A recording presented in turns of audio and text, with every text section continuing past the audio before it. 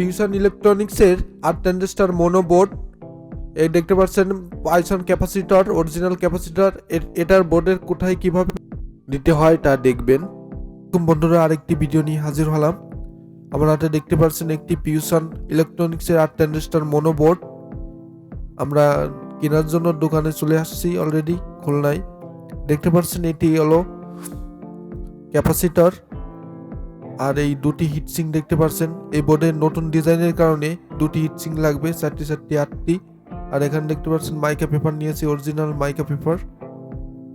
আর আমরা ক্যাপাসিটর নিয়েছি 100 volt 10,000 UF Python original capacitor. আমরা চেক করব এটি 100 ভোল্ট লোড সহ্য করতে পারে।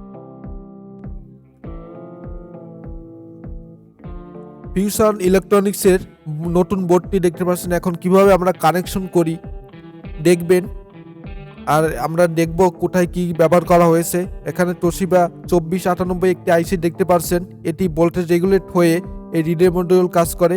আর এখানে দেখতে পাচ্ছেন ডিআইভার সেকশনে দুটি ভালো মানের ট্রানজিস্টর ব্যবহার করা হয়েছে।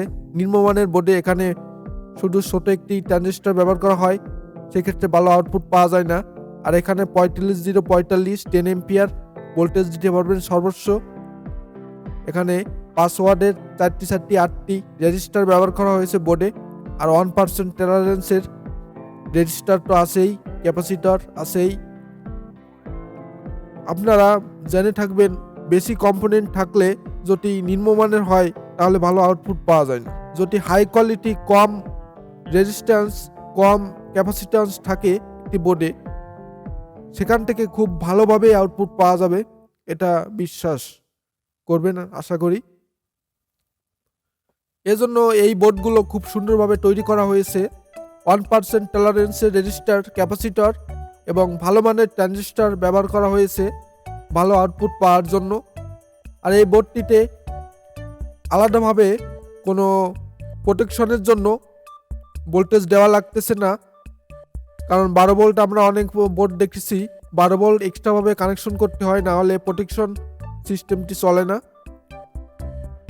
এখানে বোর্ডের ভিতরে সব কিছু দেওয়া আছে। এখানে ভোল্টেজ রেগুলেটের মাধ্যমে হয়ে আমাদের রিলেতে কানেকশন চলে গেছে। আর এখানে সব কিছু আইকন করে দেওয়া আছে, আপনারা বুঝবেন।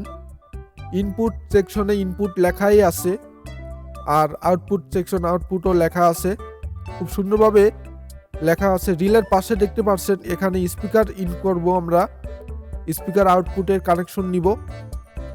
আর ওই সাইডে দেখতে পাচ্ছেন যে সাইডে আমরা ভোল্টেজ ইন করব, তার উপরের সাইডে ইনপুট সেকশন আছে, ইনপুটে আমরা ইনপুট কানেকশন করব। বোর্ডটি খুব সুন্দর, আপনারা ইউজ করে দেখতে পারেন, ভালো আউটপুট পাবেন। যাদের বাজেট স্বল্প আর ট্রানজিস্টর কম খরচে তৈরি করতে চান তারা এই বোর্ডটি নিতে পারেন। এই বোর্ডটি আমি নিয়েছিলাম খুলনার শঙ্খ বাজার থেকে, শঙ্খ মার্কেট থেকে। আপনারাও কিনতে পারবেন। এর দাম বর্তমানে 650 টাকা বলে আমরা কিনতে পারবেন। খুব সুন্দর বোর্ড, নিজেরাই তৈরি করতে পারবেন খুব সুন্দরভাবে। ভালো মানের ট্রানজিস্টর ব্যবহার করবেন এর সাথে, তাহলে ভালো আউটপুট পাবেন। এখান থেকে 8 ইঞ্চি থেকে 15 ইঞ্চি স্পিকার ভালোভাবে লোড দিতে পারবেন। 8 ইঞ্চি 4টি, 12 ইঞ্চি 2টি এবং 15 ইঞ্চি 1টি। আর আমরা এখন ক্যাপাসিটর চেক করব। ক্যাপাসিটর চেক করার জন্য আমরা বিগ একটি ট্রান্সফরমার নিয়েছি। ট্রান্সফরমার নিয়ে আমরা চার্জ করতেছি, এখান থেকে ভোল্টেজ দিয়ে আমরা চেক করতেছি। আর অবশ্যই ভিডিওটি ভালো লাগলে সাবস্ক্রাইব করে সাথে থাকবেন। অন্য ভিডিও দেখতে আমাদের চ্যানেলে ঘুরে আসতে পারেন।